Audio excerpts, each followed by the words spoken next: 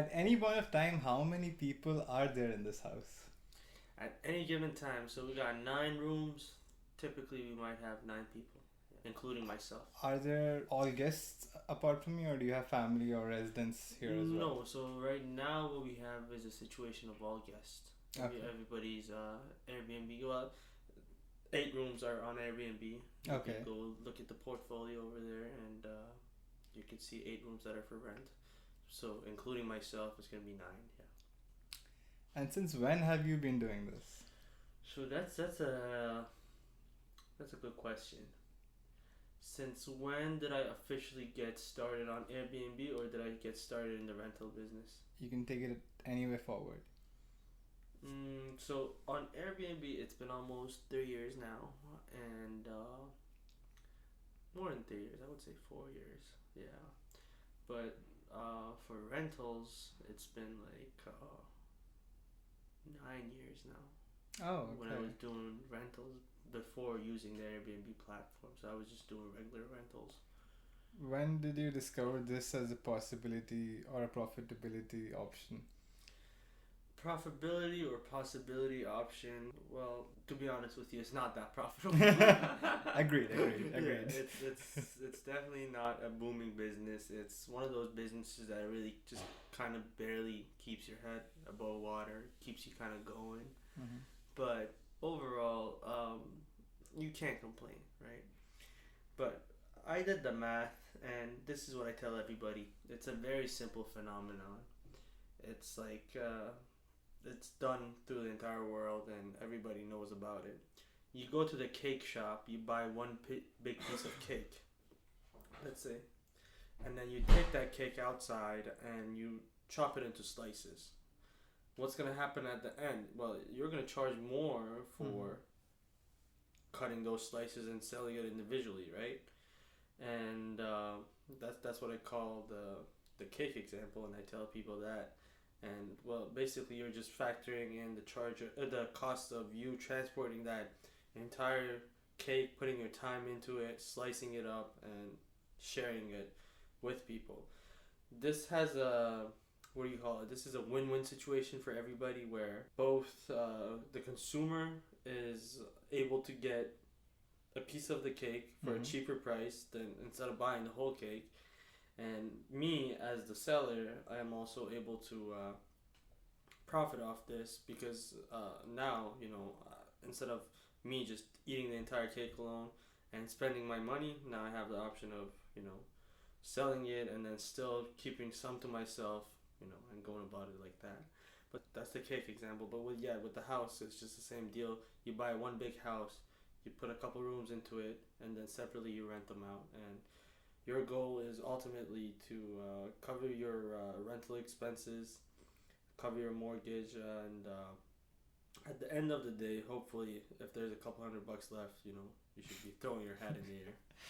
For sure. But there are multiple variables in this, right? There might be rowdy guests. You might not get a guest every now and then. And how does it cancel out to you? Have you had such experiences? And how did COVID and the pandemic in general affect you? Okay, so yeah, COVID was horrible. It was definitely horrible. I remember back in March, the entire house was full. What happened was news about COVID came out. People were okay at the house. It wasn't that bad. But what happened was that slowly offices started shutting down. So they were sending people back home, to work from home. And in this house, we have a lot of people who work in government offices or they're interns. But at that time, that specific time, back in March, we had a lot of interns who were working for different government offices.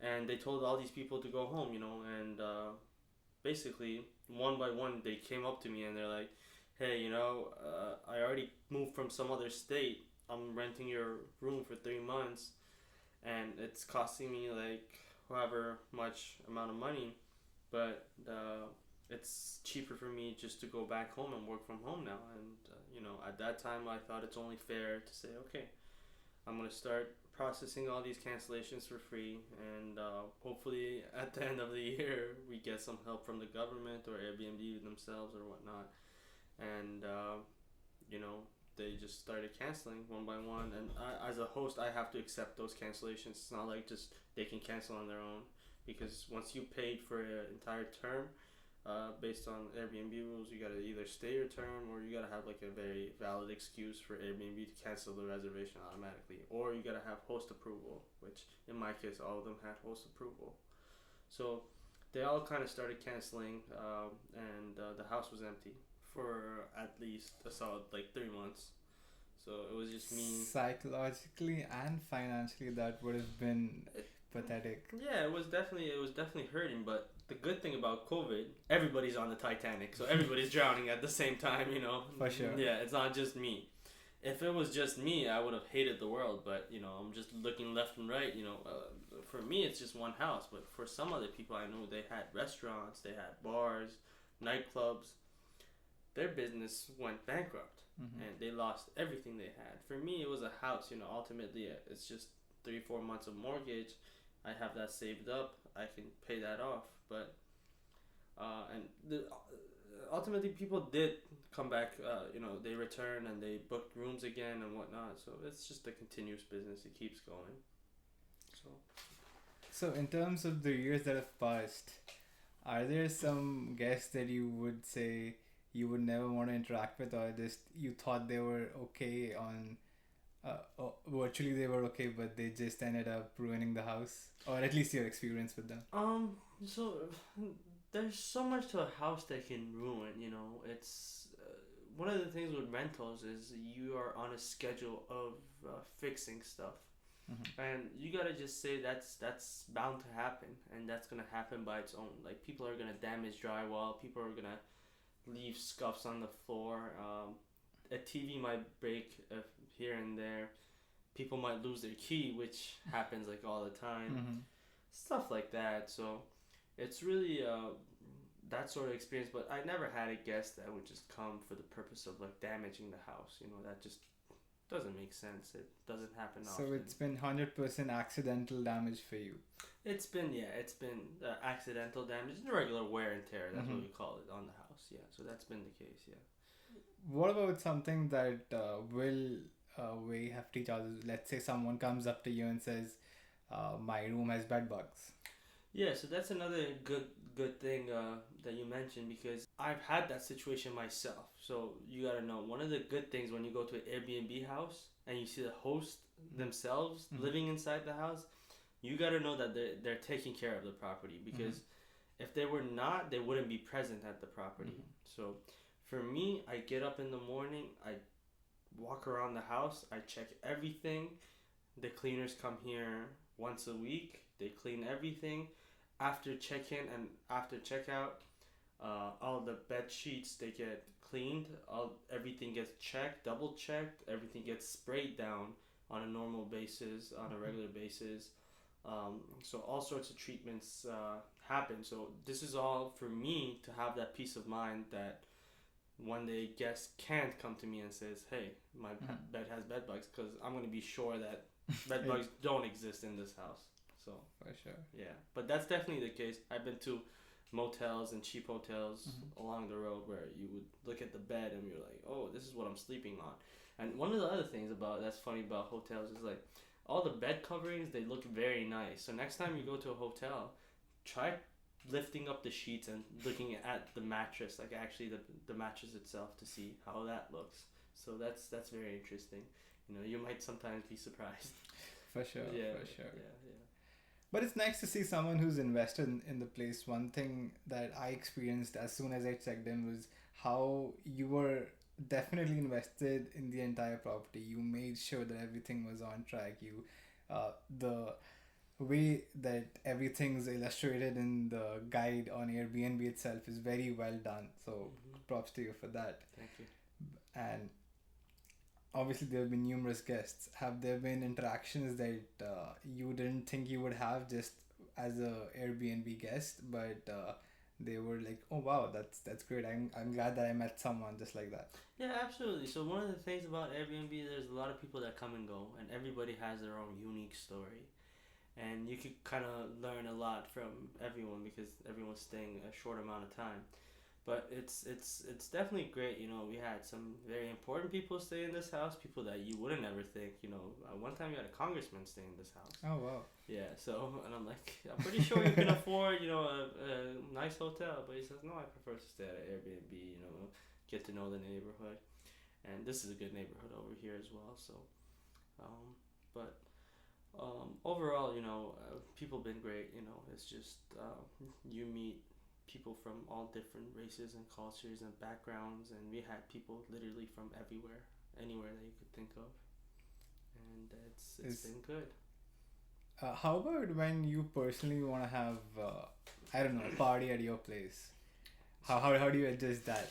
So that's funny you asked that because you seen the thing that I built in the backyard, the whole nice platform over there. So when I was building that, I was kind of thinking, hey, I know I don't have a lot of party space in the house, but what I could do, I could build party space in the backyard and use that as a good place to party. But what I didn't think about was the neighbors and then the people who are in the rooms, because once you start playing music, it does really bother them, So it kind of didn't work out, but I got it to a point where if I kept the music like low enough and invited like not more than like 10-15 people, it's usually okay. And just like start early, finish it early. That's been the case. So yeah, but hopefully one day I can afford a house and throw parties inside my house.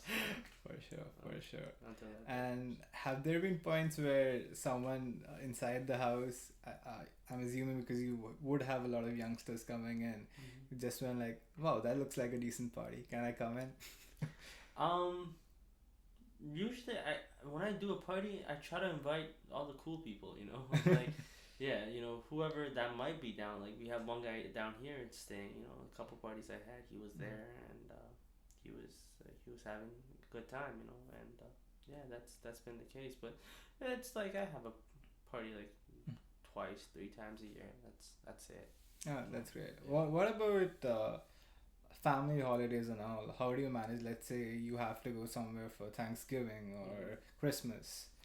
Yeah, so that's again another difficult thing to overcome because really I manage everything by myself and we don't have that many people that could potentially help me, but I try my best to just line up everything and I try to take short trips, make it like 3 days, 4 days that I'm in and out, and usually it's like in those 3 or 4 days you'll have the most amount of problems, like somebody loses their key, somebody's like clogged the bathroom, toilet's not flushing, AC's not working. Like usually the worst thing, they don't happen the entire year, but those 3 or 4 days that I'm gone, it's happening, and it just drives me crazy. And but no, I do have some friends and family over here who could definitely just, when I'm out, they could keep an eye on the house and do what's needed to do. Yeah. That's great. And it's been so many years. Would you say after surviving a pandemic, is it worth it?